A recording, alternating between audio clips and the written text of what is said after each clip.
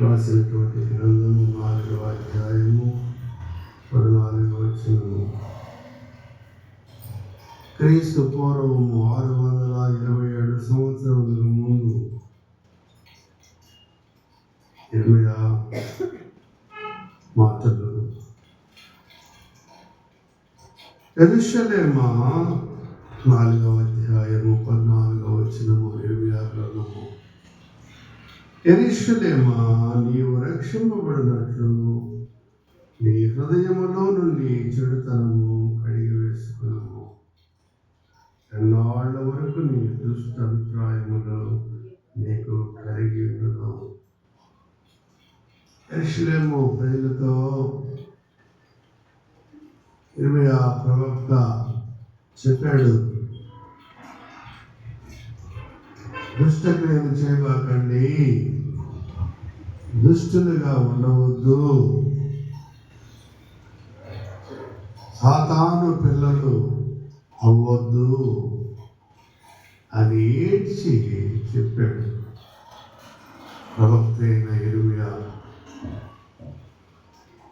దేవుడు పిలుచుకున్నటువంటి ప్రవక్త ఆయన ఏడ్చాడు, బాగా ఏడ్చి చెప్పాడు, నీవు రక్షింపబడినట్లు నీ హృదయముల నుండి చెడుతనము కడిగి వేసుకున్నాము. కడిగి వేసుకోకపోతే దేవుడు పాపమును చూచి బబులోను చెరకి మిమ్మలను తీసుకొని వెళతాడు, దేవుడు మీకు విరోధి అవుతాడని ఇర్మియా ప్రవక్త సెలవిచ్చాడు. వినలా, ఇర్మియా చెప్పిన మాటలు వినలా, నవ్వారు, హేళన చేశారు, బబులోను చెరకు లాక్కొని వెళ్ళిపోయాడు. నశింపైపోయారు జనము. దేవుని మాటలు చెప్తూ ఉంటే ఇర్మియా నశింపోయినారు. వినలా, జనం వినలా. బబులోను చెరకెళ్తారు మీరు, సాతాను లాక్కొని వెళ్ళిపోతాడు నరకానికని, దేవుని కోపము మీ మీద ఉండదని చెప్పాడు. ప్రజలందరూ వినలా, నవ్వారు, హేళన చేశారు. అలాంటి దుస్థితి ఏర్పడుద్దని చెప్పి కన్నీరు గార్చాడు ఇర్మియా. కానీ వాళ్ళు లక్ష్య పెట్టలేదు. 4వ అధ్యాయం 3-4 వచనాలు. 3వ వచనము, యోధా వారికి యెరూషలేము నివాసులకును ముళ్ళ పొదలలో విత్తనములు చల్లక మీ బీడు పొలమును దున్నుడి, అవిధేయులై ఉండుట మానుకొని మీ దుష్ట క్రియలను అట్టి ఎవడను ఆర్పివేయలేనంతగా నా ఉగ్రత అగ్ని వలె కాల్చకున్నట్లు యోధావారులారా, యెరూషలేము నివాసులారా, యెహోవాకు లోబడి ఉండుడి. దేవునికి లోబడి విధేయత కలిగి ఉంటే లోబడినట్లేదు. విధేయత లేకపోతే ఖాళీ చేస్తానన్నాడు ఆయన. అవిధేయులైతే కాలిపోతారు. అవిధేయులై ఉండుట మానుకొని, అవిధేయత ఉంటే నరకము, అశాంతి. అవిధేయత అంటే నా శాంతి, శాంతి ఉండదు. అవిధేయత ఉండుట మానుకొని, అవిధేయులై ఉండుట మానుకొని మీ దుష్ట క్రియలను బట్టి ఎవడను ఆర్పివేయలనంతగా నా ఉగ్రత అగ్ని వలె కాల్చకున్నట్లు యోధావారులారా, యెరూషలేము నివాసులారా, యెహోవాకు లోబడి ఉండుడి.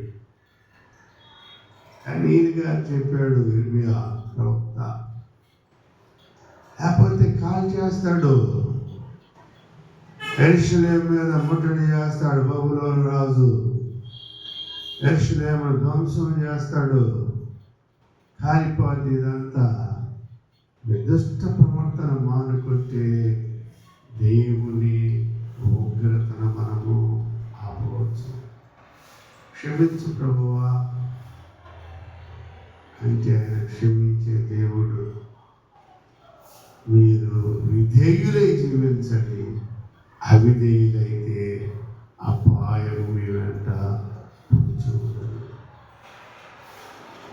కాల్ చేస్తానంటున్నాడు, కాల్ చేశాడు. బబులోను చెరకు అప్పగించాడు దేవుడు యెరూషలేము పట్టణాన్ని. కాబట్టి మనము దేవునికి విధేయులైతే ఆయన రాజ్యంలో ఉంటాము, అవిధేయులైతే కాల్చబడతారు. ఎవరును ఆర్పి వేయలేనంత అగ్ని. అలా ఉంటుంది శిక్ష మీకని ఇర్మియా ప్రవక్త సెలవిచ్చాడు ఇశ్రాయేలు ప్రజలకు. విధేయత ఉండాలా. విధేయులైతే ఆయన రాజ్యంలో ఉంటాం మనము.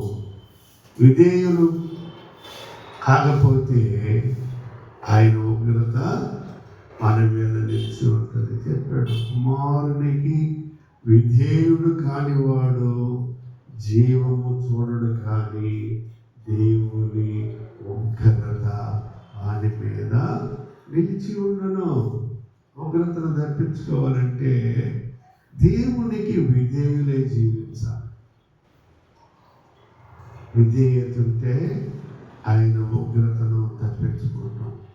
అవిధేయులైతే అగ్నితో కాల్చివేయబడతాం.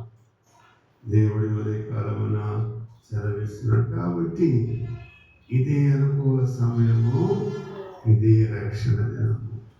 రేపు ఉంటామో ఉండమో మనకైతే తెలియదు. కాబట్టి ఈరోజే రక్షణ దినము. ఇప్పుడే రక్షణ పొందాలను దేవునికి విధేయుడిగా విధేయురాలుగా ఉంటే ఆయన రాజ్యములో మనము నివాసులమై ఉంటాం. చూడండి, యోహాను సువార్త 14వ అధ్యాయము.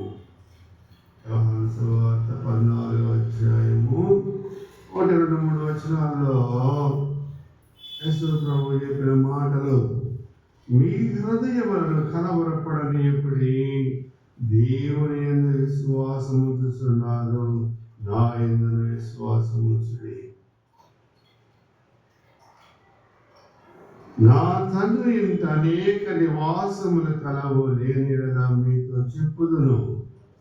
మీకు స్థలము సిద్ధపరచ వెళ్ళుచున్నాను.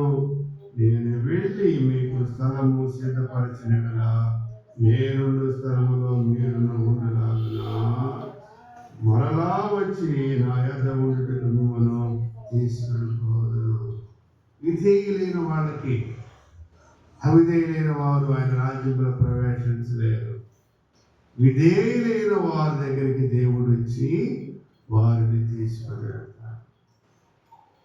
నివాస స్థలమును మనకి పరలోకము. నేను మరలా వచ్చి మిమ్మలను తీసుకొని వెళ్ళిపోతాను. కాబట్టి మీరు సిద్ధపడి ఉండాలా, సిద్ధపాటు కలిగి ఉండాలా. సిద్ధపడకపోతే కష్టము. విధేయులవడమే సిద్ధపడి ఉండుట. అవిధేయులైతే సిద్ధపాటు లేనట్లే. అవిధేయులైతే దేవుని అగ్ని నేమేలు. విధేయులైతే ఆయన మహిమ నేమేలు. అవిధేయతకి విధేయతకి డిఫరెన్స్ దేవుడు సెలవిచ్చాడు. ఇదే కాలంలో నేను వెళ్ళి మీకు స్థలము సిద్ధపరిచినగా నేనున్న స్థలములో మీరును ఉండులాగున మరలా వచ్చిన ఉండుటకు మిమ్మల్ని తీసుకొని పోదును. తీసుకొని వెళ్తాడు మనల్ని ఆయన. కనిపెట్టుకొని ఉండాలి మనము ప్రభు కొరకు. కనిపెట్టుకొని విధేయులమై ఉంటే ఆయన మనను తీసుకొని వెళ్తానంటున్నాడు. చూడండి, ఫిలిప్పీయులకు రాసిన పత్రిక అపోస్తలుడైన పౌలు, ఫిలిప్పీయులకు రాసిన పత్రిక ఫిలిప్పీయులకు రాసిన పత్రిక 3వ అధ్యాయము 20వ వచనము. 3వ అధ్యాయము. మన పౌరస్థితి పరలోకమునున్నది, అక్కడ నుండి ప్రభు అయిన క్రీస్తు అను రక్షకుని నిమిత్తము కనిపెట్టుకొని ఉన్నాము. ప్రభు వస్తాడు, అలాంటి తీసుకొని వెళ్ళిపోతాడు. మన పౌరస్థితి భూలోకము కాదు, పరలోకము. పరలోకంలో మనకి స్థానం ఉండాల, భూలోకంలో కాదు. భూలోకంలో నా పేరు లేదే, నా పేరు కింద పెట్టారు, నా పేరు పైన పెట్టారు, నా పేరు లేదే, నా పేరు పిలవలేదే. అవసరం లేదు.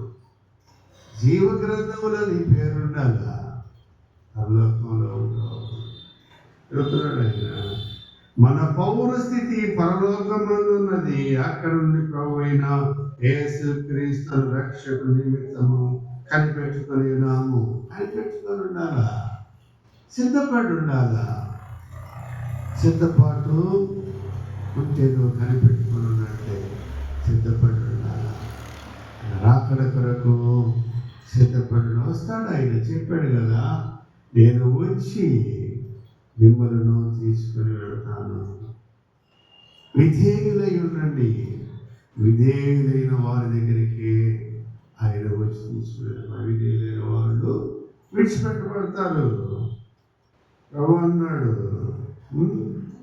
20వ వచనం, సమస్తమును తమకు లోపరుచుకొనజాలిన శక్తిని బట్టి ఆయన మన దీన శరీరమును తన మహిమ గల శరీరమునకు సమరూపము గలవానిగా మార్చును. సమరూపము యేసు క్రీస్తు ప్రభువు రూపము మనలో ఉన్నప్పుడు ఆయన మహిమ రాజ్యములో ప్రవేశిస్తాం. సమరూపం అంటే యేసు క్రీస్తు రూపము నీలో ఉండాలా, కనబడాలా. సాతాను రూపము ఒప్పుకోడు. యేసు క్రీస్తు ప్రభు రూపము దాల్చడం అంటే కష్టము. మానవుడు దాల్చలేడు. జాగ్రత్త చేశాడు యేసు ప్రభు. సాతానుడు బయట పొంచుంటాడు, జాగ్రత్త. ఆ రూపం రావాలని కోరుకుంటాడు సాతానుడు. క్రీస్తు రూపము నీలో ఉంటే పరలోకములకు ఏతపడతావు నువ్వు. పరలోక పౌరసత్వం పరలోకములో ఉన్నది. ఆయన రూపం ఉంటే ఆయన రాజ్యములో ఉంటావు. ఆయన రూపము రావాలని చెప్పాడు ఆయన. చక్కని మాటలు దేవుడు మనకి బయటపరుస్తున్నాడు. 3వ అధ్యాయము ఫిలిప్పీయులకు రాసిన అపోస్తలుడైన పౌలు 3వ అధ్యాయము 18-19 వచనాలు.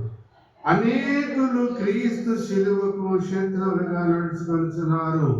వీరిని గురించి మీతో అనేక పర్యాయములు చెప్పి ఇప్పుడును ఏడుస్తూ చెప్పుచున్నాను.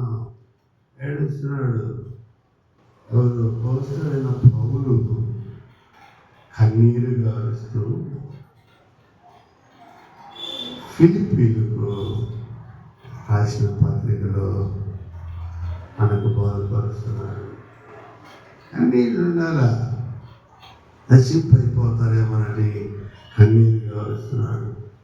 ఇర్మియా భక్తుడు కూడా, ప్రవక్త అయిన ఇర్మియా కూడా కన్నీరు గారుస్తున్నాడు. జాగ్రత్త అని చెప్పాడు. చెప్పండి చూడండి. అనేకులు క్రీస్తు శిలువకు శత్రువులుగా నడుచుకొనుచున్నారు. వీరిని గురించి మీతో అనేక పర్యాయములు చెప్పి ఇప్పుడును ఏడుస్తూ చెప్పుచున్నాను. ఎందుకు ఏడుస్తున్నాడు?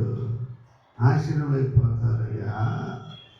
అమ్మా, మారు మనసు పొందండి. శత్రువులుగా ఉంటే నాశనం. మీకు ప్రేమించాలా, ప్రేమ నిలిచి ఉండాలి. మీరు నువ్వు దేవునికి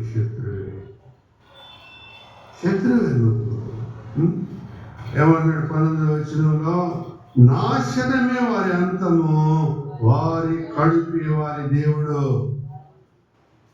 నాశనమే వారి అంతము, వారి కడిపే వారి దేవుడు.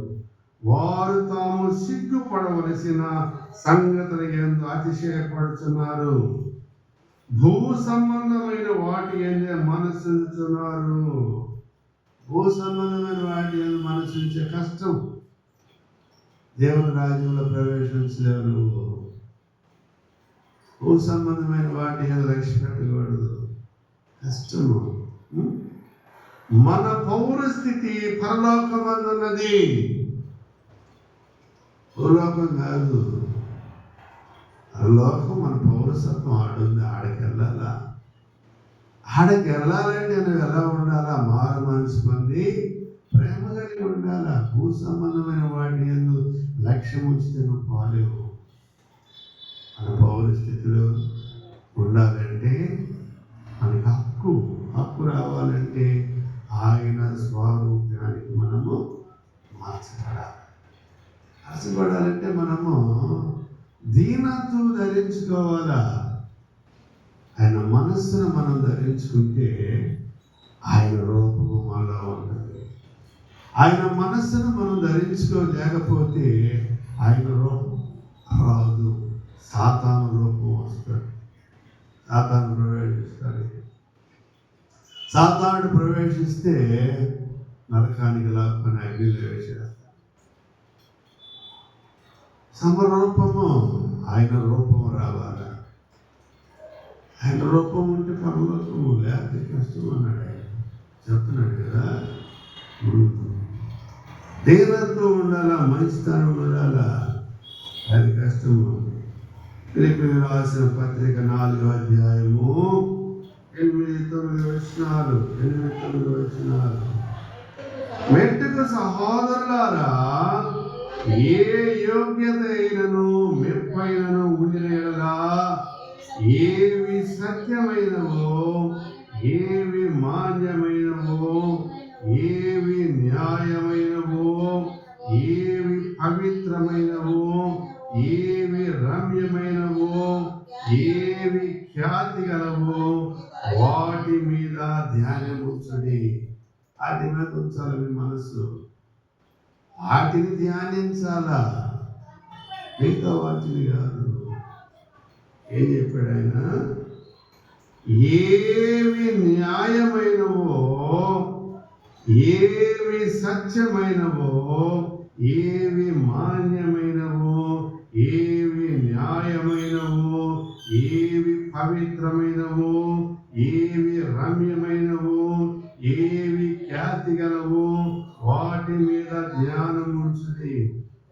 మరియు మీరు నా వలన ఏవి నేర్చుకొని అంగీకరించుతారో, నా యందు ఉన్నట్టుగా ఏవి వింటిరో, ఏవి చూచితిరో అట్టి వాటిని చేయుడి. అప్పుడు సమాధాన కర్తయగు దేవుడు మీకు తోడైండును. ఆయన రూపం రావాలా. సమాధానకర్త, సమాధానం ఉండాలి. మనకి సమాధానపరచబడాలా. శాంతి, సమాధానం ఉండాలి. ఆయన రూపం అప్పుడు వస్తుంది. సమాధానకర్త ఆయన, నిత్యుడగు తండ్రి, సమాధానకర్త, అధిపతి అని ఆయనకు పేరు. ఎలా వస్తుంది ఆయన? సమాధానకర్త. ఆ సమాధానకర్త నీలో నిలిచి ఉండాలా. నీలో నిలిచి ఉంటే నీకు సమాధానం ఉంటుంది. ఆయన రూపానికి నువ్వు మార్చబడతావు. కీర్తన గ్రంథము సంకీర్తన 85వ అధ్యాయము 7-8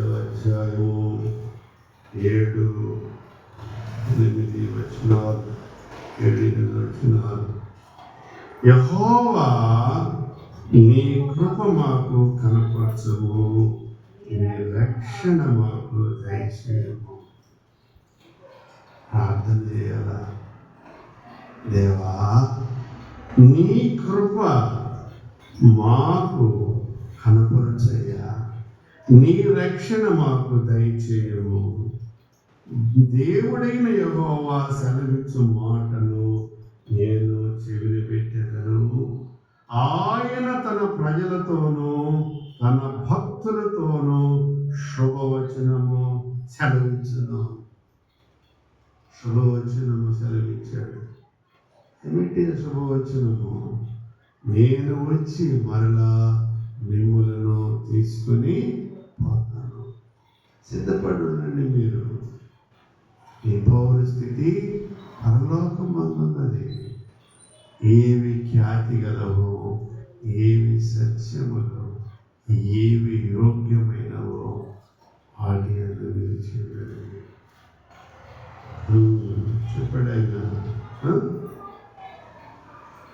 తన ప్రజలతోనూ తన భక్తులతోనూ శుభవచనము సెలవిస్తాడు. ఆయన భక్తిగా జీవించాలా. భక్తిగా జీవిస్తే మరణం ఉండదు. పరలోకంలో ఉంటావు. పౌరసత్వం ఉంటుంది నీకు. మన పౌరస్థితి పరలోకమన్నది. ఆయన భక్తులు ఉంటారు. ఆయన ఎడల సిద్ధపడిన వారు ఆయన రాజ్యంలో ఉంటారు. వీరిన వారు ఉండరు. కష్టం. ఆయన భక్తిగా ఆయన యందు విశ్వాసం వచ్చి భక్తిగా జీవించిన వాడు ఆయన రాజ్యంలో ఉంటారు. లేకపోతే ఉండలేరు. కష్టం అన్నాడు. కష్టం అని చెప్పాడు కదా. దేవుడు సెలవిచ్చిన మాటలు దయగలిగిన మాటలు, కృప కలిగిన మాటలు. చూడండి, హెబ్రీయులకు రాసిన పత్రిక 11వ అధ్యాయము. హెబ్రీయులకు రాసిన పత్రిక 11వ అధ్యాయము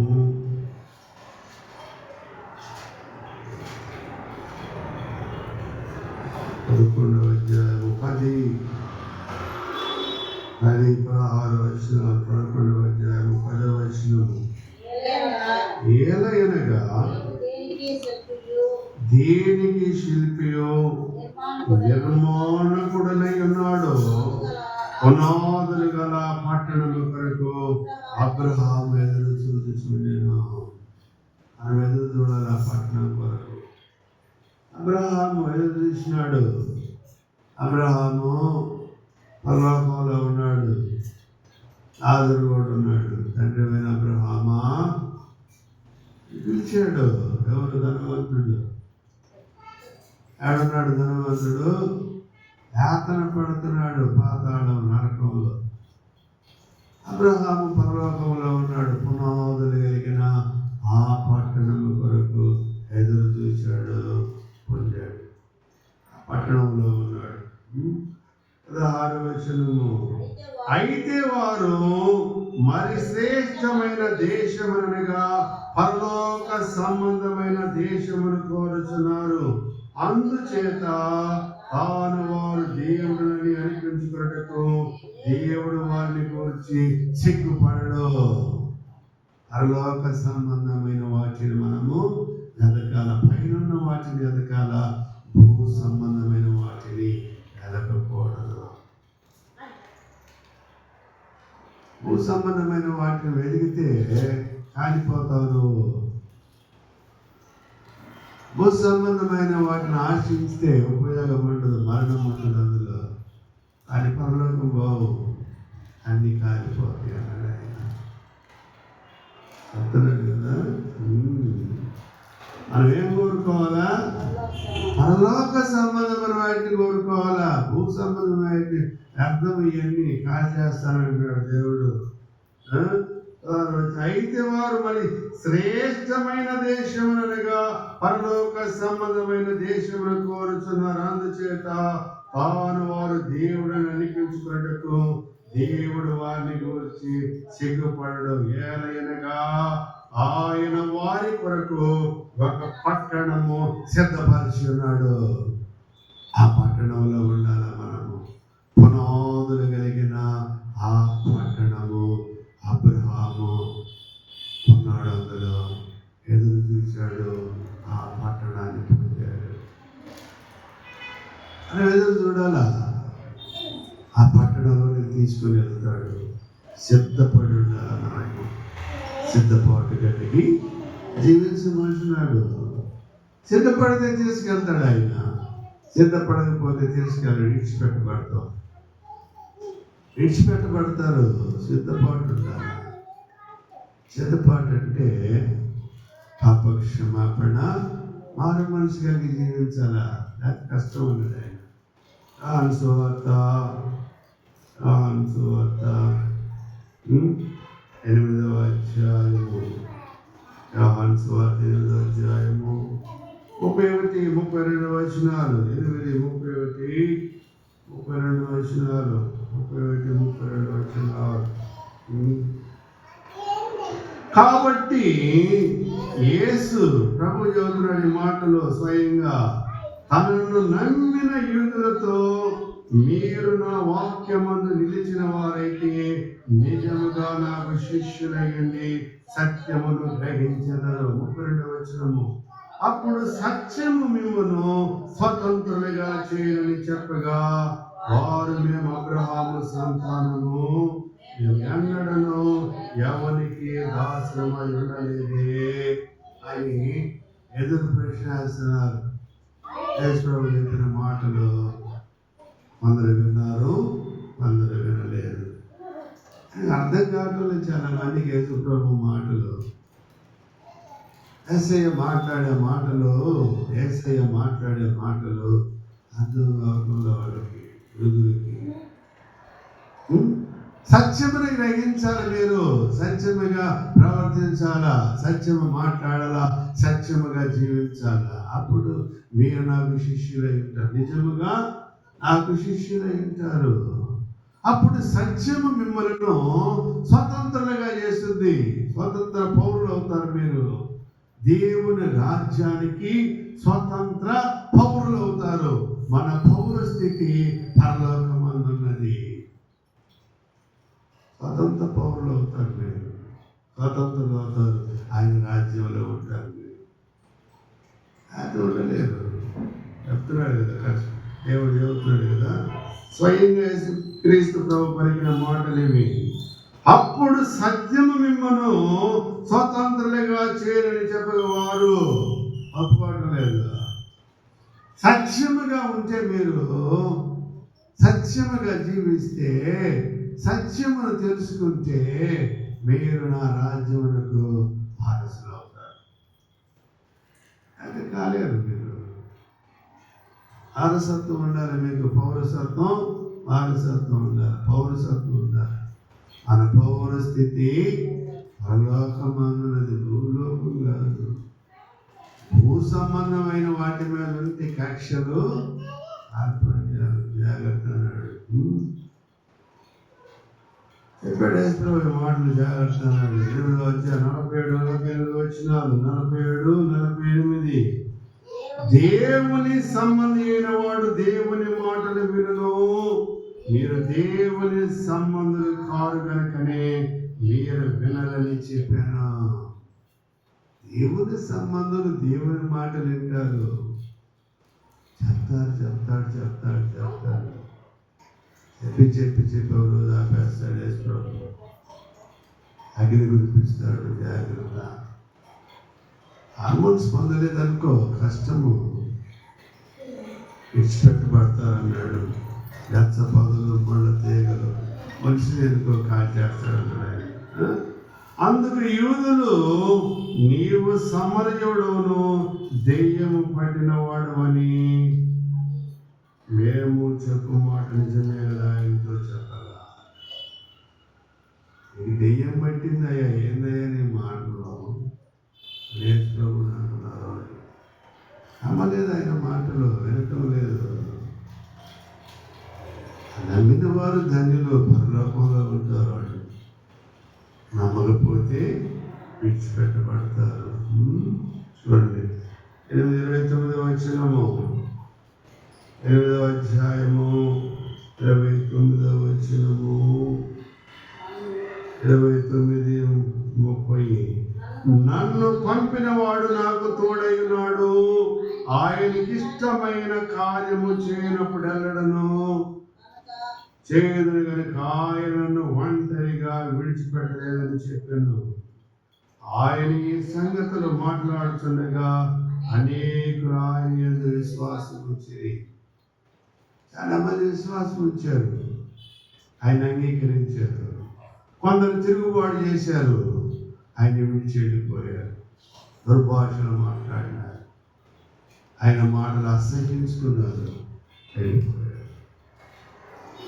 విశ్వాస భ్రష్టులైపోయారు కొంతమంది. విశ్వాసులైన వాళ్ళకి ఆయన రాజ్యము సిద్ధముగా ఉంది, తలుపు తీసి పెట్టాడు, రమ్మని పిలుస్తున్నాడు. ఆయన రాజ్యాన్ని స్వతంత్రించుకుంటారు.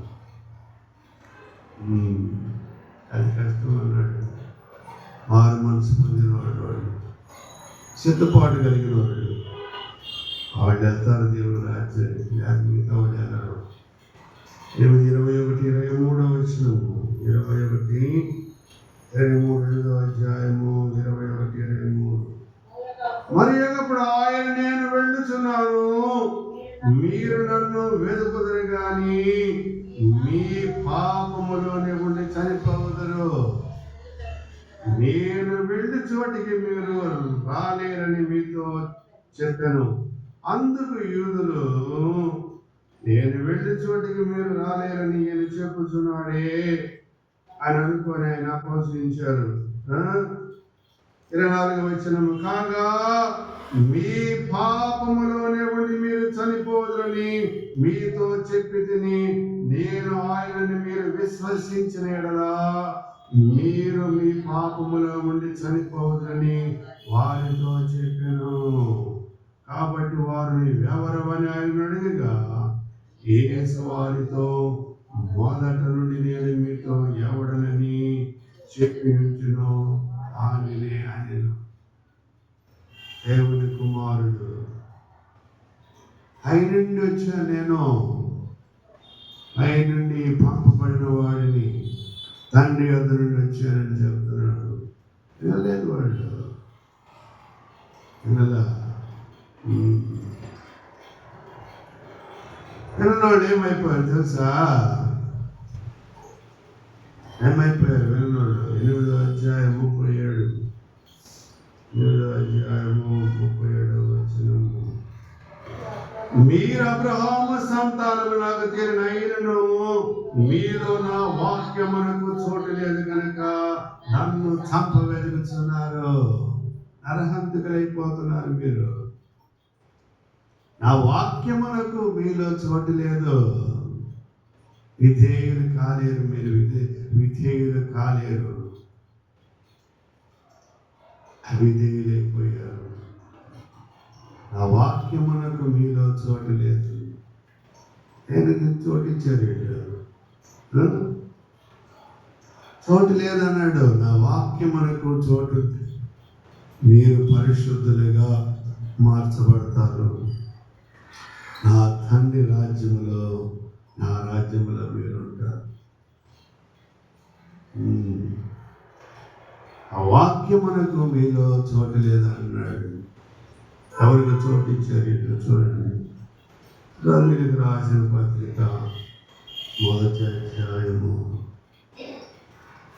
రోమీయులకు రాసిన అపోస్తలుడైన పౌలు, రోమీయులకు రాసిన పత్రిక 1వ అధ్యాయము 28వ వచనము. మరియు వారు తమ మనస్సులో దేవునికి చోటు అనలేకపోయి కనుక చేయరాని కార్యములు చేయుటకు దేవుడు భ్రష్ట మనసు వారిని అప్పగించిన. భ్రష్టులైపోయారు. వాక్యమునకు చోటు ఇవ్వలేదు హృదయంలో. హృదయములో వాక్యము నాటబడి ఫలించలేదు. వాడికి ఎదురు తిరిగారు, అపవిత్రులైపోయారు, నరహంతకులైపోయారు. దేవుని వాక్యానికి చోటు ఇవ్వాలా? దేవునికి చోటు ఇవ్వాలా? దేవునికి చోటు ఇవ్వకపోతే ఎలా ఉంటారో చూసి ఆ మనుషులు ఎలా ఉన్నాడు? సాకారుడు 20 రకాలుగా ఉన్నాడు. ఒక రకం కాదు, 20 రకాలు. చూడండి, మరియు వారు తమ మనస్సులో దేవునికి చోటు ఎనలేకపోయేది గనుక చేయరాని కార్యములు చేయుటకు దేవుడు భ్రష్ట మనసుకు వారిని అప్పగించెను.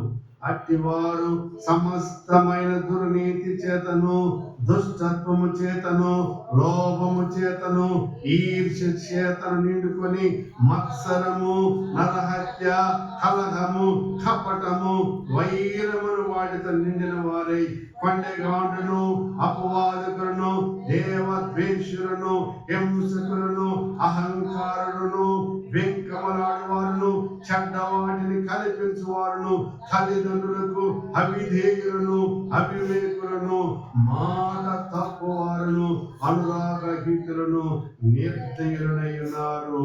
ఇట్టి కార్యములను అభ్యసించేవారు మరణమునకు తగిన వారు.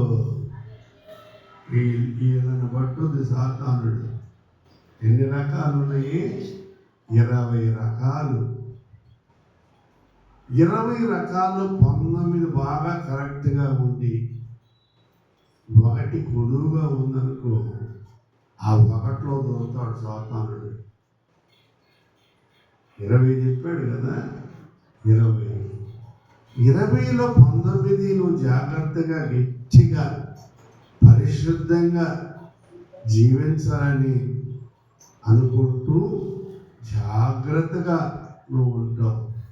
ఒకటి చూస్తాడు ఎక్కడో, 20 చెప్పాడుగా, 19 నువ్వు కరెక్ట్గా ఉండి ఒకటి ఎక్కడన్నా దొరుకుతావేమో అని చూస్తాడు సాతానుడు. వెంటనే దొరుకుతాడు, వెంటనే దొరుకుతాడు, నరకానికి లాక్కొని వెళ్ళిపోతాడు.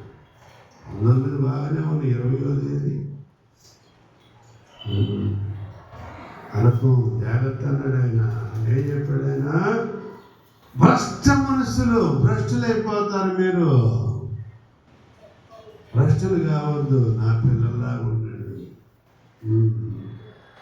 సమస్త దుర్నీతి చేతను, మళ్ళా చదువుతున్నాను, దుష్టత్వము చేతను, లోభము చేతను, ఈర్ష్య చేతను నిండుకొని మత్సరము, నరహత్య, కలహము, కపటము, వైరమును వాటితో నిండిన వారై కొండెగాండ్రును, అపవాదకును, దేవద్వేషులను, హింసకులను, అహంకారులను, వెంకములాడువారును, చెడ్డవాటిని కల్పించువారును, తల్లిదండ్రులకు అవిధేయులను, అవివేకులను, మాట తప్పువారును, అనురాగహీతులను, నిర్దయులనై ఉన్నారు.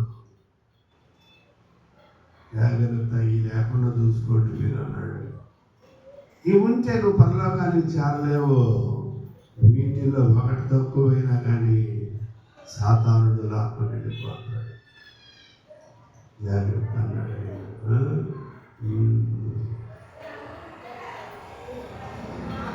చూడండి, 58వ వచనం, యోహాను సువార్త, యోహాను సువార్త, యోహాను సువార్త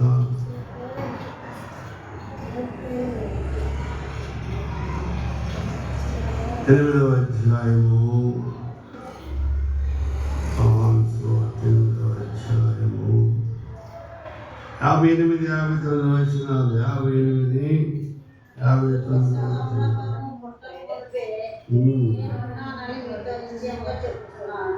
యేసు ప్రభు అన్నాడు, అబ్రహాము పుట్టక మునిపే నేనున్నానని మీతో నిశ్చయముగా చెప్పుచున్నాను. ఆ మాట అనగానే పాపం వచ్చిన వాళ్ళకి, అబ్రహాము వయసు ఎంత, నీ వయసు ఎంత? అబ్రహాము ఎన్నేళ్ళు, నువ్వు ఎన్నేళ్ళు? నీకు 33 సంవత్సరాలు లేవు.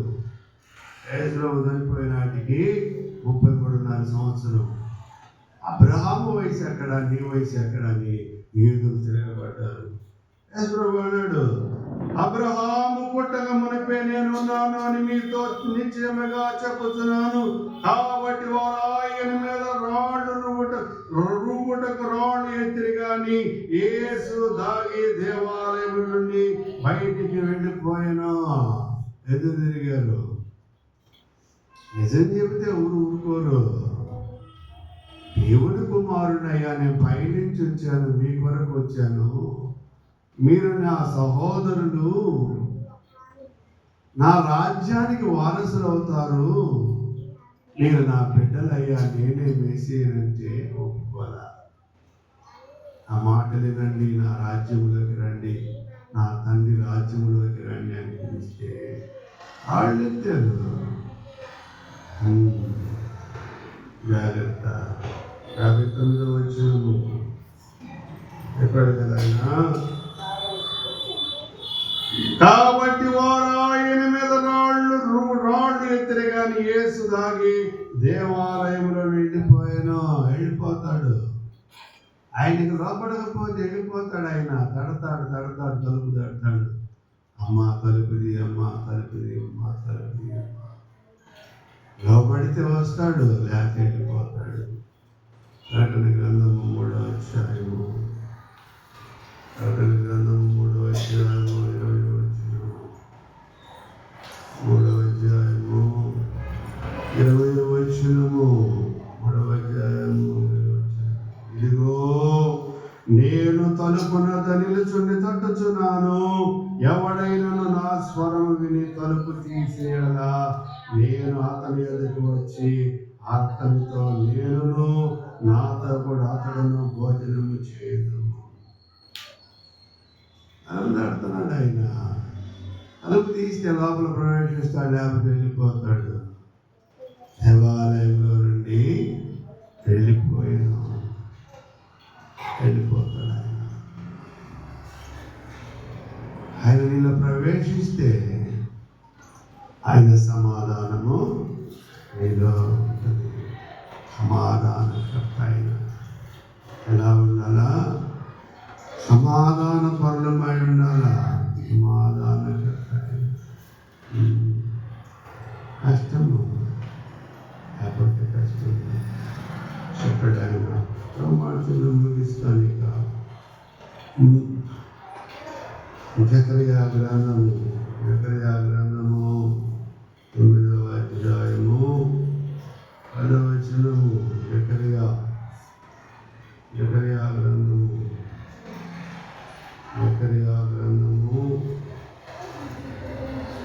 9వ అధ్యాయము 10వ వచనము.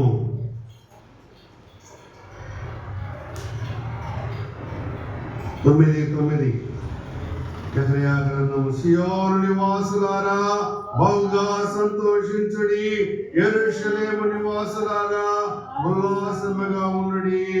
నీ రాజును నీతిపరుడును రక్షణ గలవాడును దీనుడనై గాడిద పిల్లను ఎక్కి నీ యొద్దకు వచ్చుచున్నాడు.